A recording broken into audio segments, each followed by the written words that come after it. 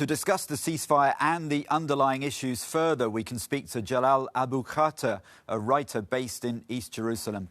Thanks very much for joining us on Good Morning Europe. So this ceasefire is mutual and unconditional. What's your view of it? Will it last, and has anything been achieved? I'm very happy to see the news of the ceasefire since yesterday. The fact that Gaza, people in Gaza can sleep in peace, makes me happy. I did not believe from the first beginning of this escalation in Gaza, the bombing. I did not believe that Hamas wanted to drag this on any longer than it should have, and the same goes for the Israeli side. Neither side wanted to drag this on, but damage that was done over the past 12 days of constant bombing and the infrastructure, the homes that were demolished, that will be the story tomorrow. That will be what we talk about, the rebuilding that we have to do in Gaza to accommodate more than 100,000 people who became internally displaced in this blockaded Gaza Strip. The blockade is still there. People are still suffering in the situation in Gaza. But at the same time, we are all very happy to see that the cessation of violence has taken place, and it's mutual. And we have to move on to continue to discuss what goes on next in Palestine entirely, not just Gaza as well. Well, as you say, it's not just Gaza, and you've heard some of the international players there in the report talking for this is a chance now to grab the opportunity for a lasting peace. Do you think that can be attained eventually?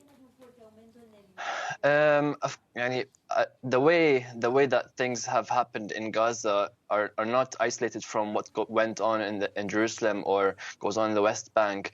There is an occupation. There is apartheid, according to reports from international and Israeli organizations. The crime of apartheid is committed in Israel. We have problems that extend to the entire range of society. There are demands by Palestinians for a long time for an end of the occupation, for example, for equal rights and proper, full fundamental rights for Palestinian citizens of Israel, and at the same time, a respect of the Palestinian right to return. Those are the most basic demands Palestinians have. So what we see now is just one aspect of this. The ceasefire is not in a way an end to the conflict. It's just a way to shift the focus to a different issue, especially that an issue that matters to Palestinians across the territory and not just in Gaza. We have to think about how we can move forward together and solve the core issues, the underlying issues at hand here. And just very briefly, for you in occupied East Jerusalem, you wrote about some of the events leading up to the violence of the last 11 days. What's the atmosphere there like now?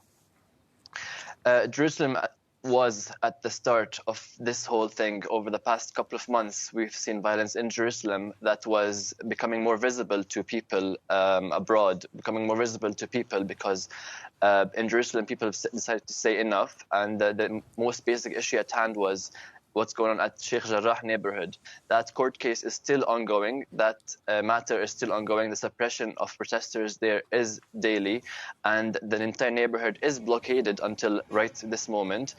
It is a case of ethnic cleansing in Jerusalem that people are finally looking at and listening to, and our story is becoming more visible. So we believe that with this all going on, we just have to shift the focus and talk about Jerusalem more, talk about what goes on in East Jerusalem, the occupation policies, the ethnic cleansing that goes on, and perhaps address those underlying issues to avoid such further violence. Jalal Abu Khater, thanks very much for joining us there on Good Morning Europe.